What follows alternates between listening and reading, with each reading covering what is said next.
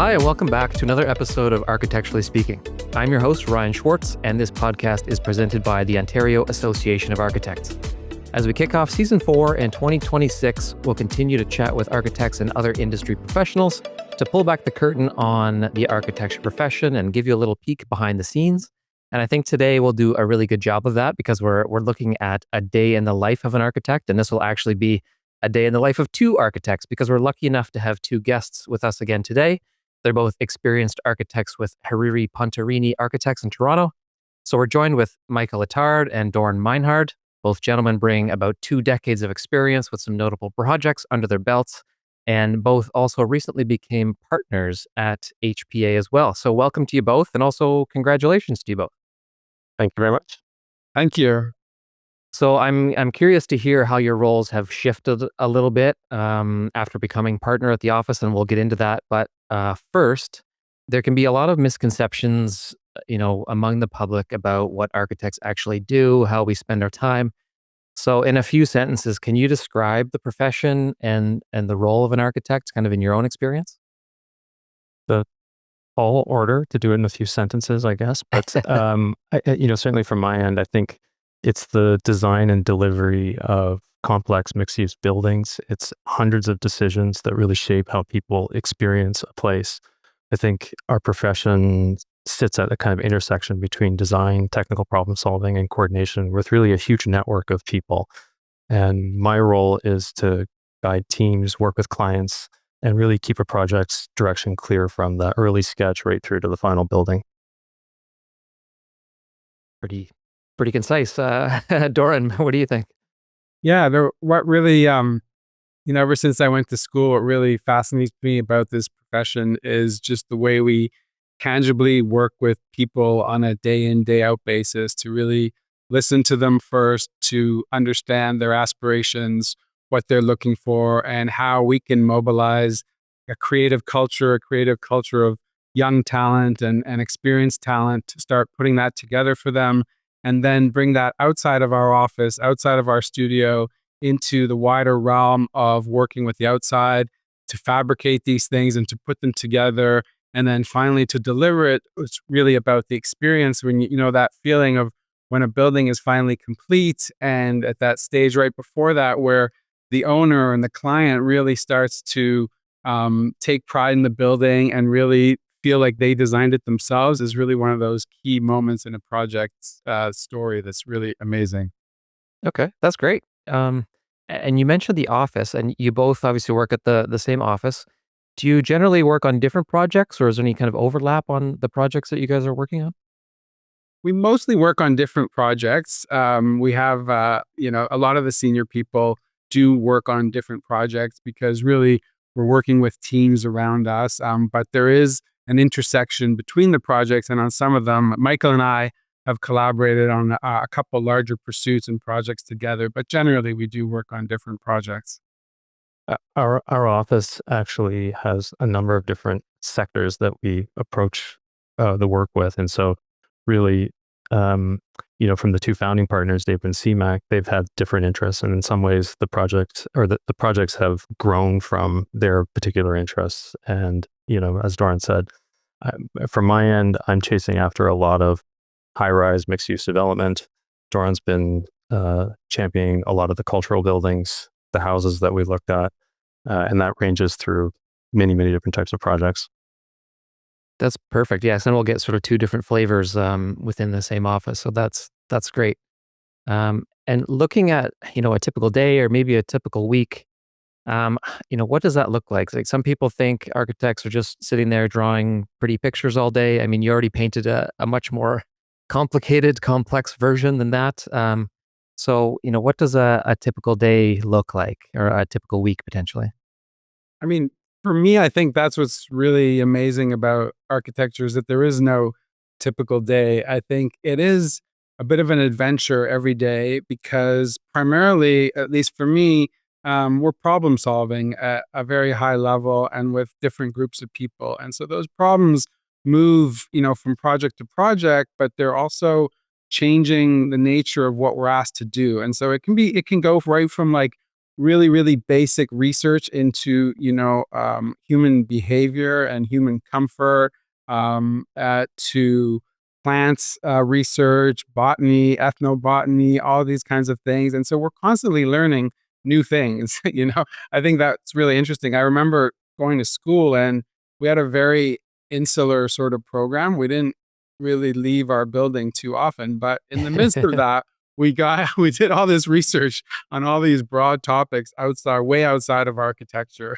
And I remember, people would ask us, "Are you even doing architecture?" And that was when it got really fun. So typical day is a non-typical day, and really happy to get like more than 10,000 steps in our office every day. How about you, Michael? Similar kind of experience? Yeah, I mean, I probably actually do more drawing than I should be doing. I still am doing a lot of design work, a lot of modeling, a lot of rendering. Again, every week is a little bit different, but there are some days where it's just all about preparing a bunch of images and material for a presentation. And sometimes there's 4 or 5 presentations a week. Other times it's walking through our model shop, making sure things are actually coming together for an in-person meeting. I mean, the big shift that we've had over the last couple of years has been the shift to these types of meetings, I would say, which are more online. Previously, we had everything happen in person and collectively together. I think we've actually had a bit of a shift going back to that, which is fun for us to actually have stuff in person, because we like to have these things where you are collaborating around a big table in our meeting room. And it allows us to take use of our model shop, which I keep pointing over to, but we do have this kind of in-house model shop, and we like to have a lot of these things up front. And at the front of our office, we have a big city model. It's been great for bringing people from city staff in, and we use it really as a tool for driving the design direction. And when you're doing all this drawing, is it a mix of hand sketching, Revit, AutoCAD, like a little bit of everything? What kind of drawing are you doing? For me, it's actually more modeling. I use SketchUp and Enscape. We do, animation videos. I mean, again, I probably shouldn't be doing so much of this stuff, but I actually still tend to find time to do it. I don't know. The other day I was right before the Christmas break, and I was doing shadow studies, and even the client said, "I don't understand why you are doing shadow studies as a partner," but really, everybody's on vacation. There's still that ability to dapple in all the various aspects of the work that we have to end up doing. So, yeah, it's less for me. I'm less in the technical drawing. There's a lot of still hand sketching. I mean, the easiest way to kind of start something is to start thinking about stuff with some sketches. But very quickly for me, was adapting into 3D modeling as a tool, particularly given the scale of these projects. It's hard for me to, kind of break it down just with a couple of sketches. So yeah, almost immediately into a 3D model and massing up forms and starting to think about how this thing comes together. How about you, Doron? Any, not as much sketching, but are Yeah, you doing it by no, hand, Revit? quite a bit of sketching on the finite parts of a project. Like, I'm pretty passionate about the way the details of a project, especially certain skins and the things that you come into contact with on a building, come together. So I'll often draw. They're not like the prettiest sketches, but at that level, like the parties of a plan, or the concept of an elevation, and then right down to really how to put the things together. I'm always thinking about how things come together, how things can be built, and then how things can be made beautiful in that regard. So just trying to communicate what I do. My sketching is really more to convey to a team of like intermediates and juniors how to then take that and put it into the Rhino and the Grasshopper and the Revit models, and to take it forward. It's just kind of, this is how you got to think about it. This is how it comes together. So I sort of diagram those things out for them. Yep. Yeah, I can understand that. It's a quick way to just communicate, maybe a semi-complex idea and just hand it off to someone else and say, here's the essence of it, take it and run with it. And from there. We used to say that, like, if an idea, like any idea, should be able to be kind of sketched out or put together on a single 8.5 by 11 sheet of paper. That's when in my first job in the UK, that was the motto. So if you can describe it on one piece of 8.5 by 11, then it's going to last. And then hand it off to someone else. Yep. So beyond drawing, I mean, there's a lot of other tasks. What else fills up the day? There's production work, admin stuff. You mentioned presentations too. Learning is ongoing and never ending. Coordination, like what other kind of stuff fills up the week? Yeah, I I mean, think go ahead. no, go ahead, go ahead. No, I mean, for me, the day shifts constantly between design review, consultant client meetings, internal mentoring, going through approvals, meeting with city staff, presentations, as I mentioned. The admin has grown, I think, as we've grown in our roles. The aspects related to HR suddenly are taking a lot more time than I may have preferred to have. But, the design direction remains the kind of central part of this stuff. Presentations certainly form a big part of my job, explaining the idea, getting really these stakeholders to kind of buy in and keep the momentum going. Yeah, for me, I mean, there's this real rhythm that comes with depending on the project. And so when we're in the depths of like a really big competition or pursuit, the rest of the world and all the other things that I'm supposed to be doing, anything admin related or finance related, or even client relationships on the other projects, really takes a dive down a little bit. And we're really super focused on that deadline. Sometimes it's a long-term deadline or that competition and that pursuit. And then we come out of that and there's a period where we get back to being able to, be a little more human around us with all the people and being able to communicate and embrace like all that's able to, get us through those milestones. So I think it's a real kind of rhythm of that. Yep. That's pretty interesting. And when a project doesn't have that, I find it gets a little boring. Like when it's just kind of plodding in the same page, Steady. steady, it's a little more boring. So I love the big push, and you get a whole team, 14 up to 14 people, sometimes 6 people behind something, and everyone's there late into the day putting together ideas and putting together the presentation and then selling that forward. It's really great. So how many projects would you guys be potentially jumping, back and forth between? Like how many projects do you guys have on the go at one time?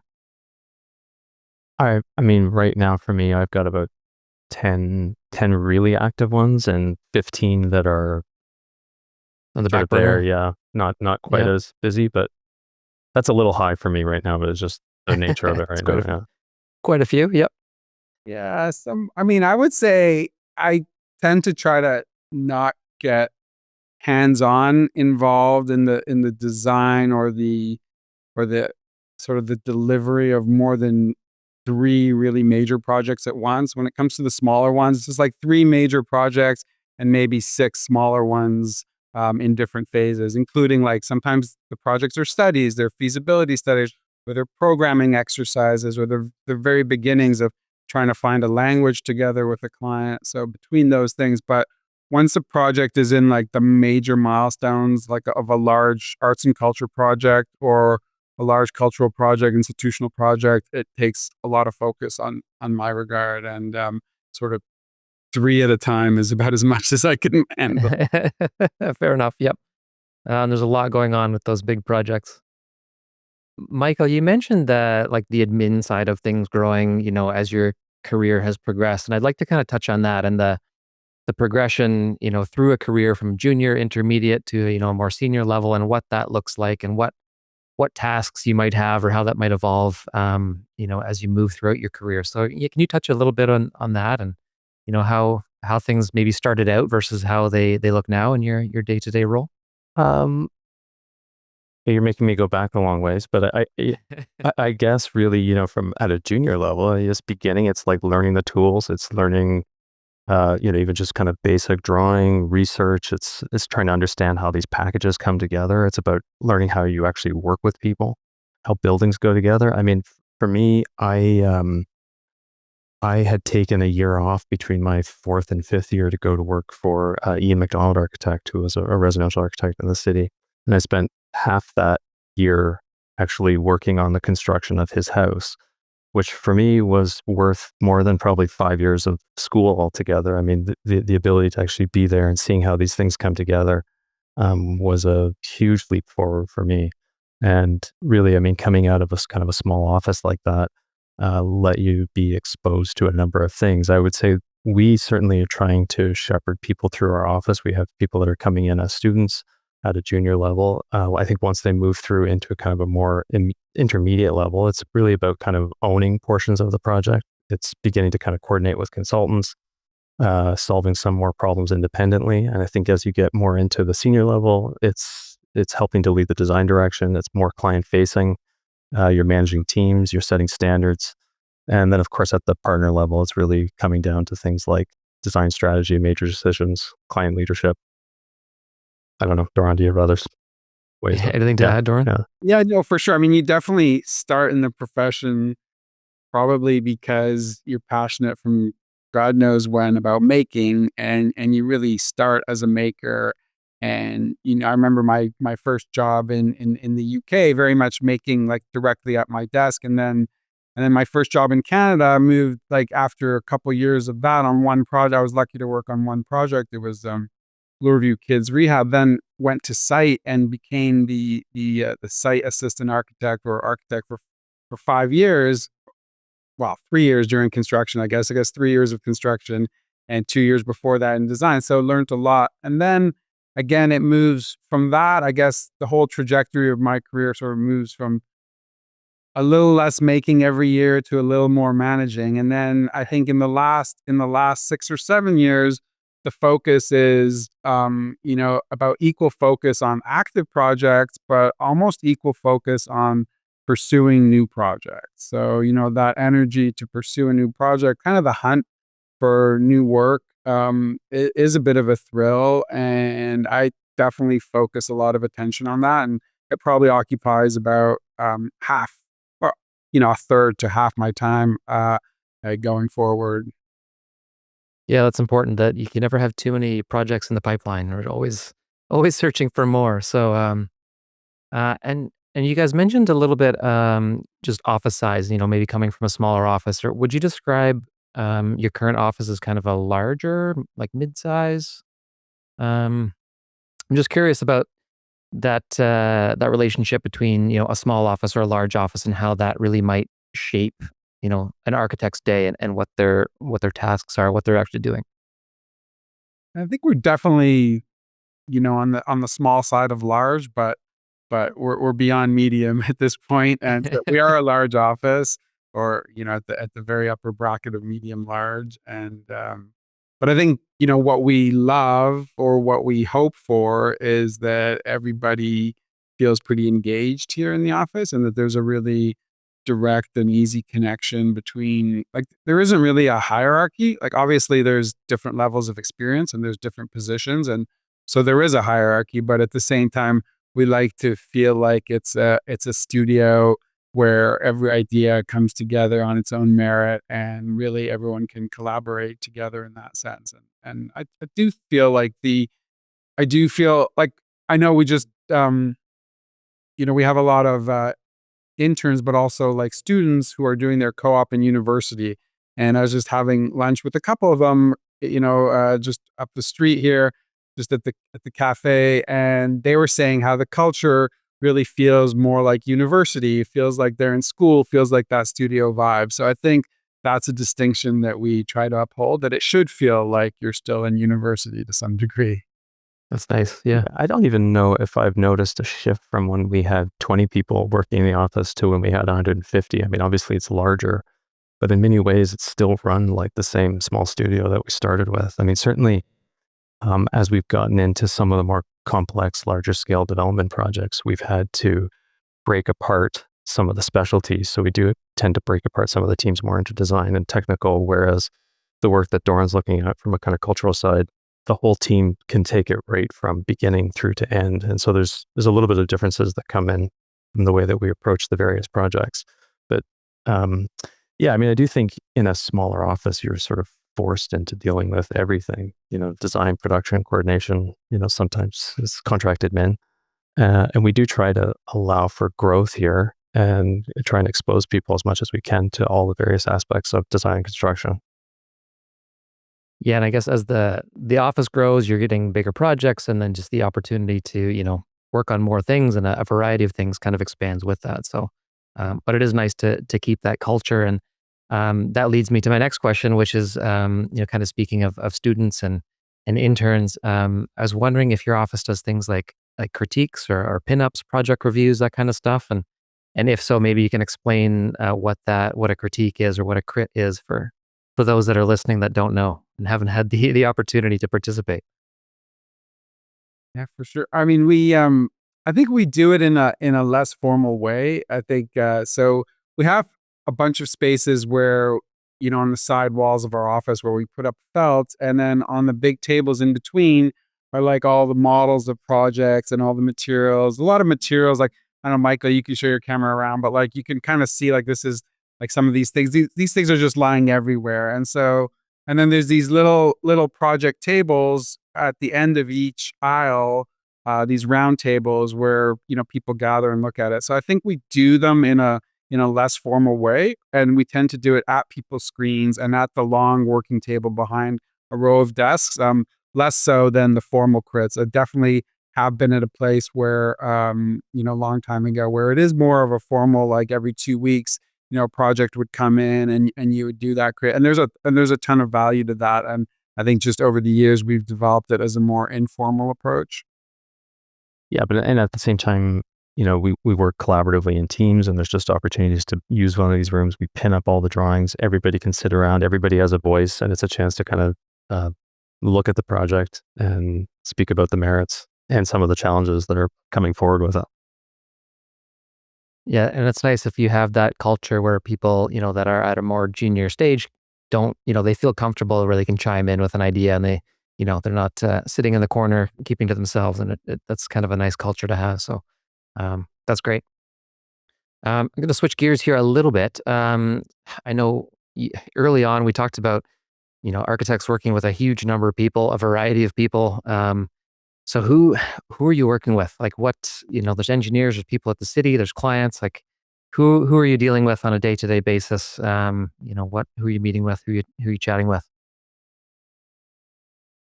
Yeah, I mean, for me, it's mostly through the various developers that I'm working with at a kind of high level. The, the representatives of the clients from that end. It's a lot of city staff, especially as we go through approvals. So, um, it as projects progress through phases, then you're dealing with all the various consultants: structural, mechanical, electrical, traffic, civil. It's constant kind of coordination through that.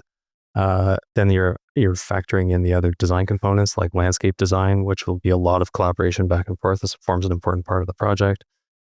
Kind of blanking. I mean, it's an endless day of communicating with various people. So I don't know, Doron, if you have.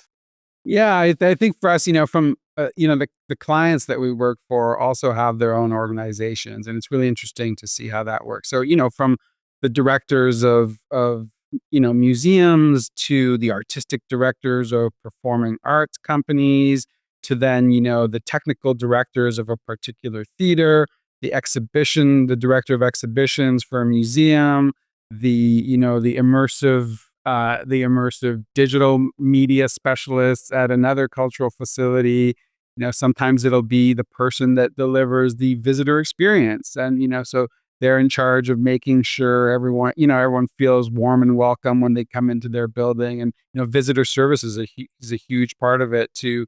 On healthcare projects, the team can go from like, and again, like recently we've been involved in a couple P3 projects, which I've been heading up, and they've been very different. Like the day long. Sorry, can you explain what P3 is, just for those listening? It's a public-private partnership. So there are some of the larger provincial infrastructure, cultural, and healthcare jobs. And so on one of them, these all-day design presentation meetings, there's a certain type of client group, and it's done around a very big table. There might be 50 people in the room, but it's still quite hands-on.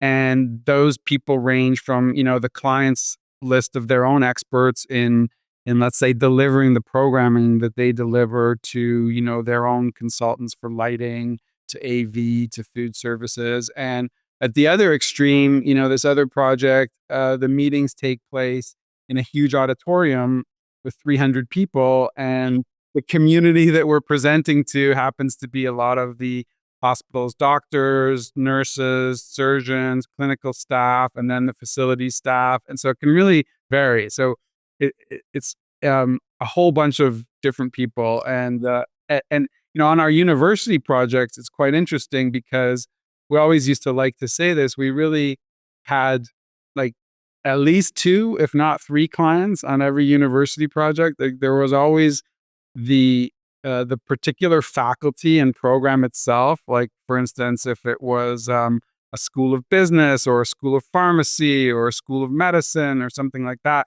you had the faculty itself. And then you had the university, which is not the faculty, which has slightly differing goals in most cases.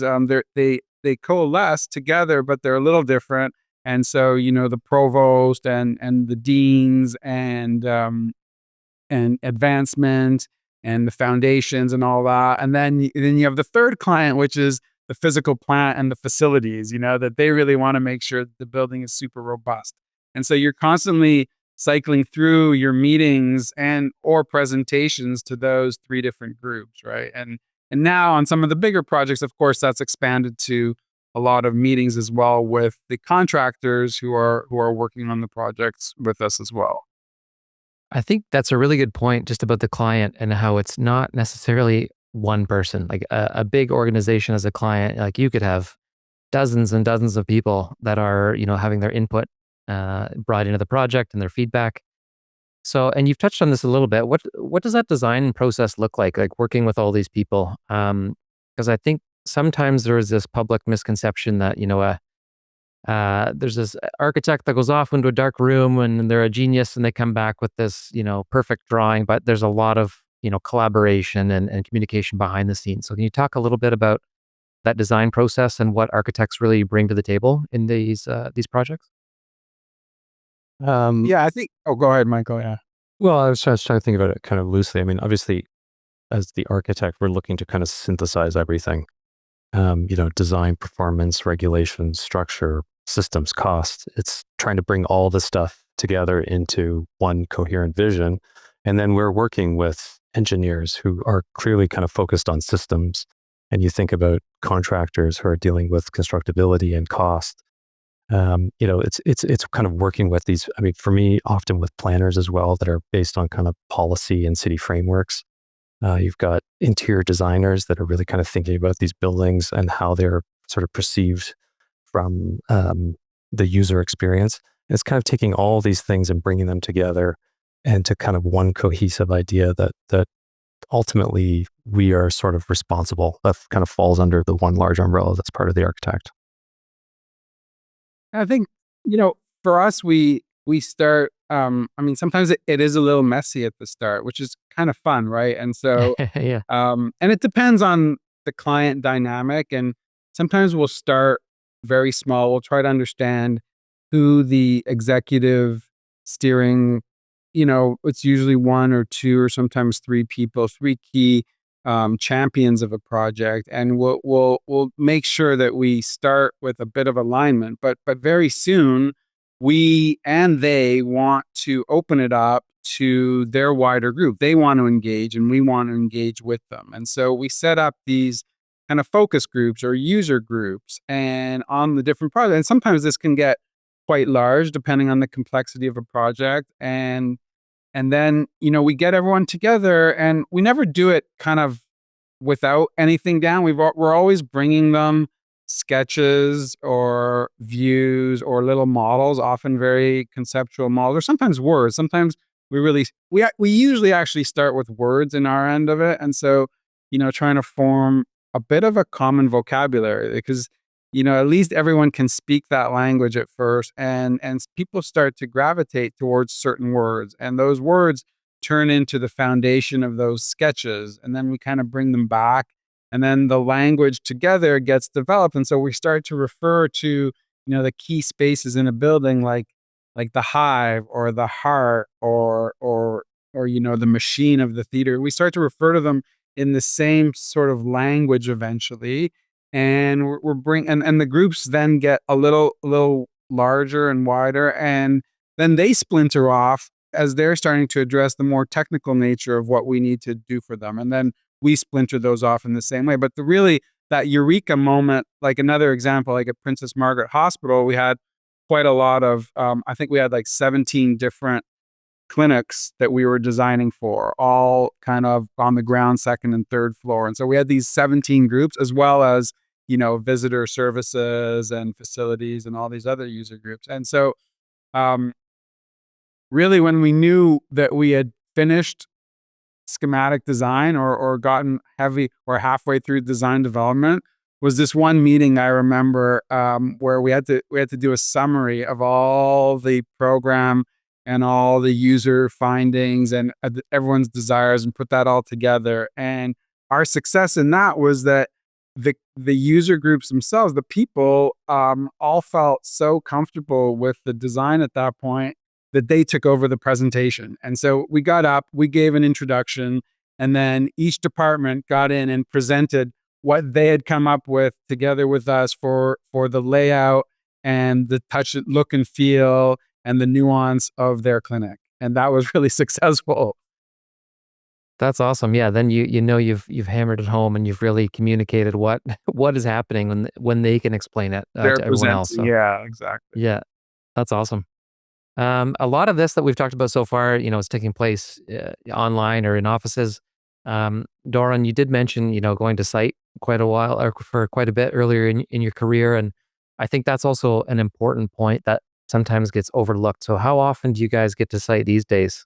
And what are you looking at? Who are you meeting with there?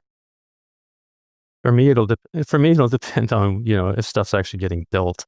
Again, in the kind of development sector for the last little while, things are starting to slow down. So we're getting kind of less and less of that. I mean, I personally end up on site less than our site staff. So there's guys that are on site constantly making sure that the work is actually being built as envisioned. But I take a kind of whenever I'm asked to come in. So sometimes it could be every 6 months when a project's under construction. I will say that with job sites like or websites like Urban Toronto that are capturing all of these projects, that I'm looking at things constantly. I don't know how they have people out there taking photos constantly, but I'm surprised sometimes we get better photos from Urban Toronto than our own guys are coming back with. But so it's been convenient for me to just be able to sit at my desk and see all these projects that are in construction with photos. Yeah.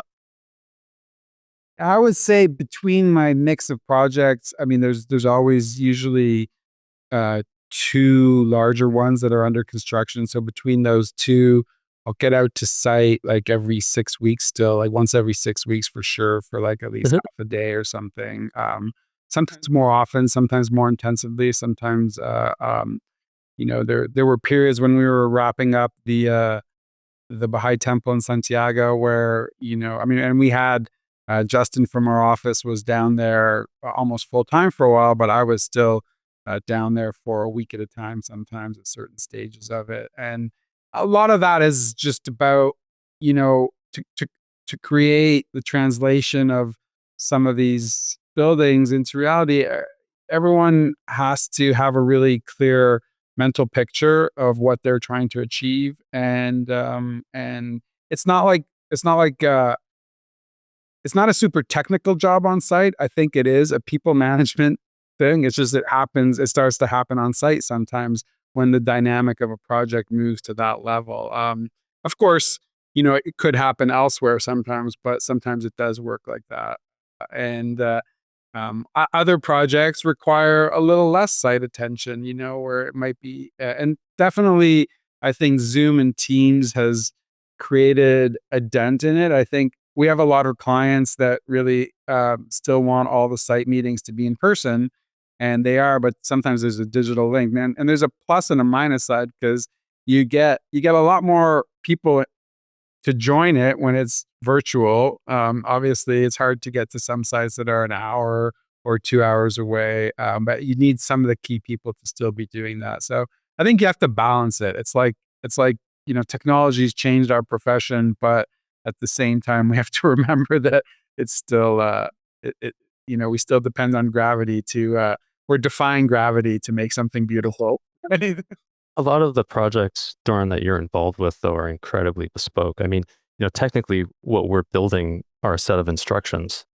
We're not building a building. We're building instructions that people are going to use to build the building. And, the Baha'i temple that Doron was just speaking to, I mean, there's nothing else like that anywhere in the world. And so, you really do require the design team to be on hand, available to answer all kinds of questions that are coming up constantly for projects like that. I mean, a lot of the work that I'm working in, although it is still very particular for its site, and we try to drive a lot of design into the work that we're doing. It is following a more kind of standard construction model when it comes to development work. And so there's less need as the designer to be on site every single day. It's really more about kind of making sure that people are fulfilling or executing on the design drawings. And more often for us, also on site isn't actually on the site. It's where in the shops where the things are being fabricated and put together, or unitized, or really being made, right? And so in a lot of cases, I mean, it's very rare. I don't think, there's very few projects these days anymore where we can offer a ton of relevance into the craft of things being put together on the site themselves. So we do have to go to the shops where that first level of fabrication, and then the second level of fabrication, which is usually some kind of unitization and panelization, to be able to bring it to the site. That's where we have to really work hands-on with them to have them understand. But we're looking for them to understand, for us to understand what the limitations are. I think we learn it more from them than they do from us usually, or equal ways around, and to kind of come up with these solutions. They're like, we're trying to do things to materials that they want to do on the one hand, but not easily. And so that's where craft, it's kind of alchemy. You're doing something more than the thing naturally wants to do, and that requires that instruction. And then so you spend a lot more time in the shops actually, and we have people that also spend even more time in the shops. And then from there, coming to site, by the point it's come to the site, you've mostly lost your ability to interact with it. I mean, the bulk majority of the temples, came in a lot of parts, was made in different places, right? It was not hammered together or not a lot of the actual making was done in Santiago, but all of the assembly was done there. And that in itself required a whole other level of effort and exploration. But everything's like that. So we go to precast shops, we go to terracotta fabricators, we go to our glazing fabricators, we go to mill workshops, we go to the metal shops, because sometimes metal work is a little, it's still quite, we do a bit of stuff with forging and with creating textures out of heat and patina on different surfaces. And so all of that requires, they want to know from us, do you like it like this? Or do you want it like 3% more like this, or 2% more like that? Yeah, I imagine it's a lot like you mentioned those 17 client groups at the hospital, and trying to get everyone on the same page. And I imagine it's the same sort of situation. You're going to all these fabricators, and you're just trying to really communicate an idea and get everyone on the same page, right? There's a lot of coordination just to make sure that when all these, bits and pieces show up from all around the world, that they actually fit together, in the way that you're intending. So, and I will say that that last step, however it is, we really rely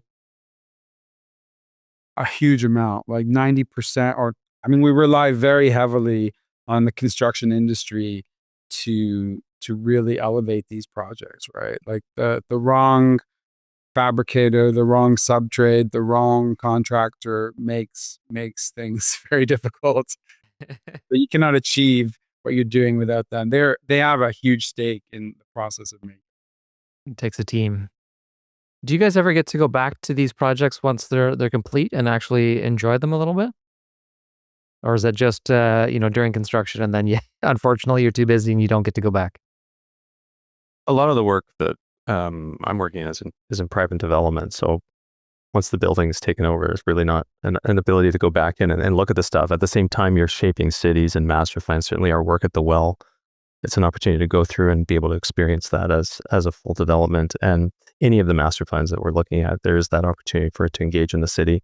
I mean, I can't help but look out a window and see many projects. Just, we've been involved in so many kind of towers that have landed through the city. So you're always going by them and seeing how they engage with the city, but less opportunity to actually go in and experience the building for me. I mean, I love both on the outside and the inside, like the kind of the nature of time and the patina of time. Like I really like to go visit it. It's not like set times, but like 3 years, 5 years, 10 years, up to 20 years. And it's amazing how the projects, can really age very beautifully, can get better sometimes if a client's really taking care of the project. And the way the land and the greenery sometimes immerses a project is really Starts amazing. to fill in. Yeah, this one house we did on Lake Huron, like pretty much I don't know, I guess we finished it in 2011. So what's that?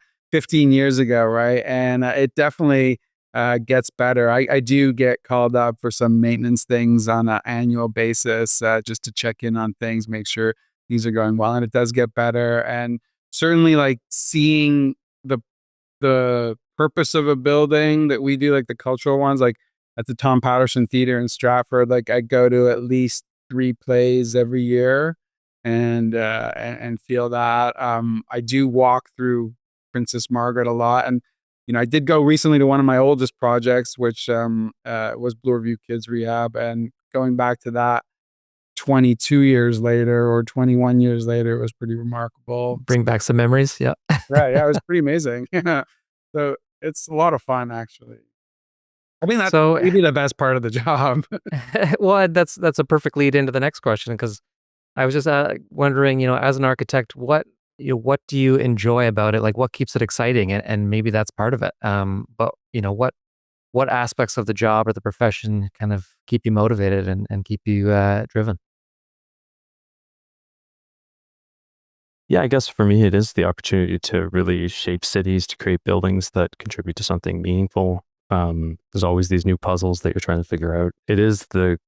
For me, it's always been about building these teams and working collaboratively. I mean, it's never the same thing. You're always in different teams as well. It's forming relationships that actually have lasted for, more than a decade with various people.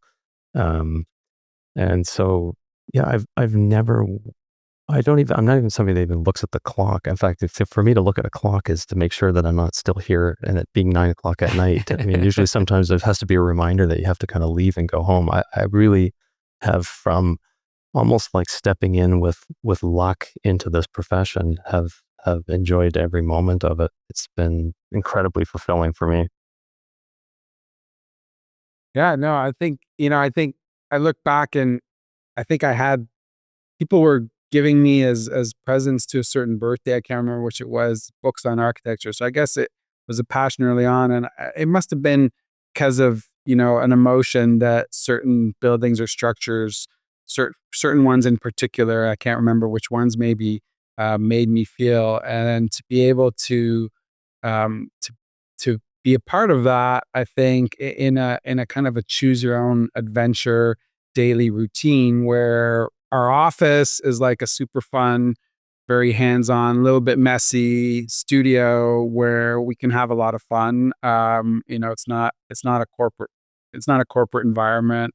And so we have that in the office. And then, then there's the dynamic of traveling to other places, because most of my projects aren't in Toronto. And so we're going to travel to meet with our clients, whether that's, in other parts of Ontario or in other parts of the country or even internationally. And so we see that dynamic at play a lot. And then to finally getting to see how other people's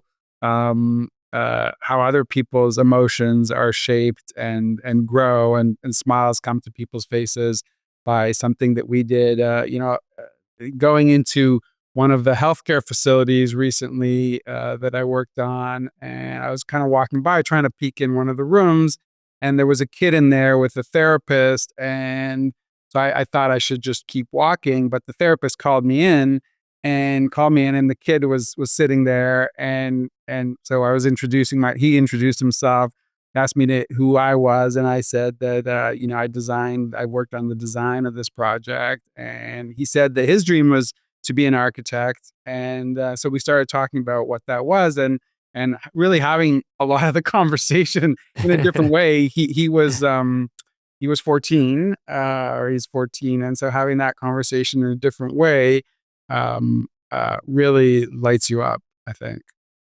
Those are pretty great, inspiring answers. And out of curiosities, any advice for young architects, for students out there? What did you tell this 14-year-old? Just, I think like keep doing whatever brings passion to you. Sometimes we get asked, we like to help students at that age or a little older, sometimes like 18, starting to prepare for their portfolios. And I think some kids have the conception that what they're drawing or what their things should be architecturally related, and sort of like to tell them very much the opposite. Like just draw whatever brings you passion, and even if it's a little detail of something that you tape over to see the difference in texture of light movement or the depth of field or something. So it's not that you have to obsess about buildings. Like it's really the opposite. Like if it's the ripples of light on something that fascinate you, try to describe that. And because really we look for our inspiration on new projects comes from people, comes from the natural world, comes from art, comes from metaphor.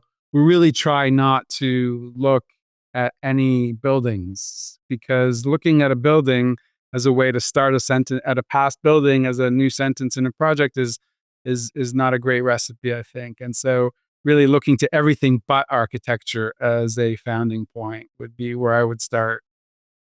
Good advice. Michael, any thoughts for young architects or people interested in the profession? I mean, I couldn't say it any better than what Doron had. I mean, I would say, just continue to be curious, learn about these things. I mean, I would always said, I'm just kind of thinking back, but to not really even underestimate the importance of thinking about things iteratively. You don't have to just land on something perfectly right away. There's lots of opportunity to kind of explore different ideas. You can test these things and then ultimately come up with what you think is the best solution among many. There was always, I can think of one person that just, whatever he first came up with, that was it. And he was moving forward with it. Never wanted to kind of test beyond that. I don't think that's actually the best way forward. It's perfect on the first try. That's yeah. Oh, sorry. Go ahead. No. I think it's like what you're describing, Michael, is, I mean, I think when we talk about refinement, we don't mean like refined, like a refined elegance. We kind of mean the refinement of an idea like that, that iteration. It's 16 iterations later, it becomes better and better and more robust and starts to resonate more with whoever our audience or our client group is at that point. Yep. I think that's great advice. We're starting to run low on time here. So just any closing thoughts for people listening that you'd like to convey about the profession, or, addressing any misconceptions or anything like that? Any kind of final comments?